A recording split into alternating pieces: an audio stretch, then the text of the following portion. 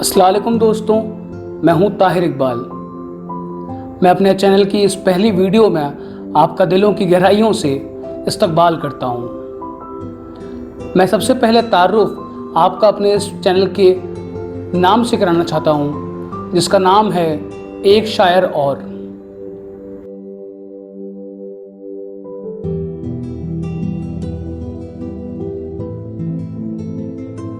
एक शायर और से मुराद हर उस एक शख्स से है जो शायरी करना चाहता है या अपना मुस्तकबिल शायरी में बनाना चाहता है। मैंने इसे चुना है अदबी तारीख़ और तरबियत को सीखने के लिए। मेरे लिए रूह की ग़िज़ा और जुनून है शायरी। जैसे ही हम शायरी का ख़याल अपने जहन में लाते हैं, कहीं ना कहीं से उर्दू उसके साथ हमारे जहन में चस्पा हो जाती है या उतर कर आती है। आज हम उसी ज़बान पर बात करेंगे। आज का मौजू है उर्दू। उर्दू एक फ़ारसी का अल्फाज है जिसके मायने हैं लश्कर। बाहरी मुल्क के लोग जब हिंदुस्तान आए और यहाँ क़याम किया तो उन्हें ज़रूरत पड़ी एक ज़बान की जिसमें वो हिंदुस्तानी मुल्क के लोगों के जज्बात और ख़यालात दोनों को समझ सकें। उस दौर में एक नई ज़बान ईजाद की गई जिसका नाम था ज़बान हिंदवी, लश्करी, रेख्ता, और उसी ज़बान को आगे चलकर उर्दू कहा गया। उर्दू के साथ एक मसला और है, इसे मज़हब से जोड़ा गया। मायने उर्दू है तो मुसलमान की, हिंदी या संस्कृत है तो हिंदू की। नहीं, हरगिज़ नहीं।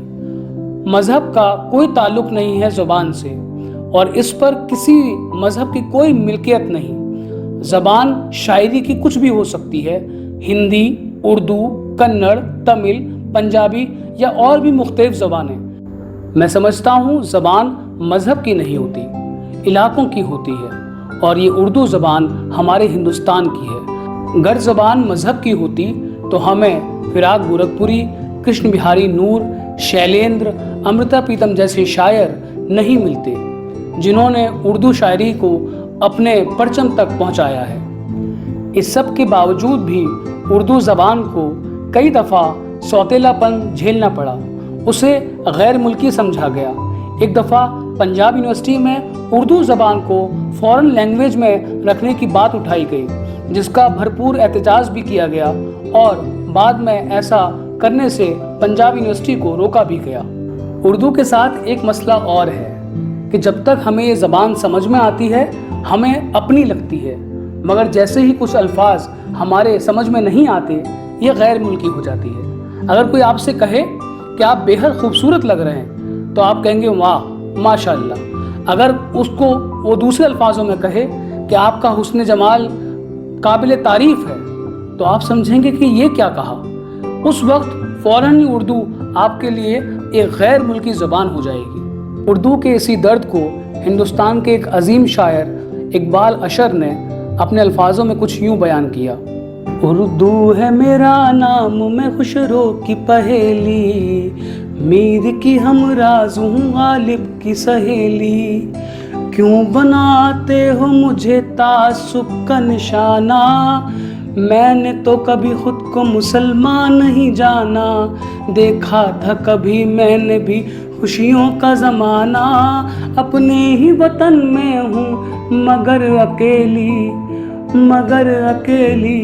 उर्दू है मेरा नाम, मैं खुशरो की पहेली, मीर की हमराज हूँ गालिब की सहेली। आइए अब चलते हैं हम उन शेरों की तरफ जो उर्दू और उर्दू ज़बान पर लिखे गए। इसकी फहरिस्त में बड़े बड़े शायर हैं, लेकिन सबसे अव्वल मैं अपना एक शेर जो उर्दू ज़बान पर लिखा गया वो अर्ज़ करता हूँ। मुलाहिज़ा फरमाएं। जब दफ़ा पहली मैंने माँ को बोलते देखा, जब दफ़ा पहली मैंने माँ को बोलते देखा, शरबत में चाशनी उर्दू घोलते देखा, शरबत में चाशनी उर्दू घोलते देखा। किसी शायर ने क्या खूबी कहा है, सलीकों से हवाओं में खुशबू घोल सकते हैं, सलीकों से हवाओं में खुशबू घोल सकते हैं। अभी बाकी हैं कुछ लोग जो उर्दू बोल सकते हैं, ابھی باقی ہیں کچھ لوگ جو اردو بول سکتے ہیں۔ ہر دور کے شاعروں نے اردو کے ساتھ ایک تعلق رکھا ہے، چاہے وہ میر ہوں، مومن ہوں، ڈاگ ہوں یا غالب۔ اس کا مطلب اردو وہ زبان ہے جو ہمارے ماحول کی زبان ہے، جو ہمارے گھر کی زبان ہے، جو ہمارے آس پڑوس کی زبان ہے۔ رانا منور صاحب کے ایک شعر کے ساتھ میں اپنی اس پہلی ویڈیو کو اختتام پر لانا چاہتا ہوں۔ وہ شعر ملاحظہ فرمائیں۔ لپٹ جاتا ہوں ماں سے اور موسی مسکراتی ہے، لپٹ جاتا ہوں ماں سے اور موسی مسکراتی ہے، میں اردو میں غزل کہتا ہوں تو ہندی مسکراتی ہے۔ میں طاہر اقبال آپ سے اجازت چاہتا ہوں اور آپ کی بے انتہا محبتوں کا منتظر رہوں گا۔ خدا حافظ۔